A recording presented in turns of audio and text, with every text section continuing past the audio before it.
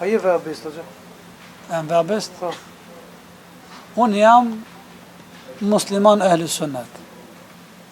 Pse për shemë të thënë vehabist? Pikarit këtë vehabist? Po ajde, nuk jemi as i para, as i fundit, që na thirrin. E kanë thirrë njërin më të mirë që kena na mësues dhe edukator, ka thonë ti rëndësak, ai s'ka qenë rëndësak. Ti ka thonë seri bas, ai nuk ka seri bas. Ka thonë ti je për çarës, ka thonë nuk jam në për çarës. Ha, ndërsa pejgamberi Allah me arët e kanë thënë me epitetin më të mirë që është besnik. Edhe sot, sikur çdo herë është e njëjta realitet, vetëm formë ndryshëm, kur dojmë me etiketu ose me akuzu besimtar, edhe me dhënë fare imash keq, normë kam thënë kjo është vehabist. A nuk e di për fat keq di, nuk e di se etiketojnë duke u mbështet nga dietari Abdul Wahabit, i cili ka promovu islamin e pastër të shëndosh. Po qofse lexon biografinë e këtij burrit madh, e historikun e atij, edhe kush u kanë çfarë veprimtarie, dhe çfarë punë gjigante ka bë, e merrve se ky ka qenë bashkëbesimtar i drejtë dhe korrekt. Edhe nuk ka gjatë keq. Mirë po, ignoranca e bën vetën. Nuk ka sen më e keq se sa ignoranca. Që kështë komentuar se këtë që ka thënë vehabista, mes e hoxhallarëve bile, muslimanëve, hinë me një valë me Sërbë, me Miloševića, edhe ato na thënë neve vehabista, që radikalë që islamu alejkum.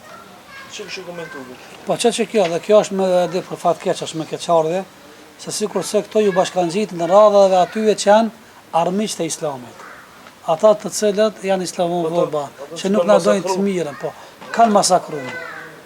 Kanë bërë skandalet më të fleshta kundra muslimanëve.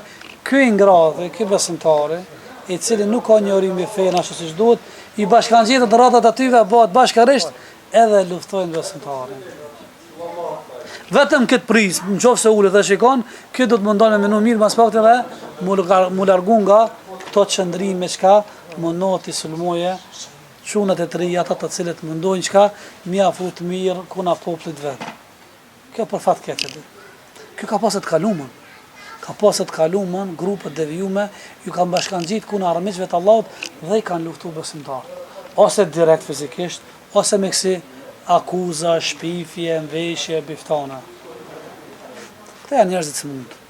Këta kanë smundje diçka në vetën e vetë, andaj edhe ka bashku një interes e me armiqtë të Allahut kundër islamit.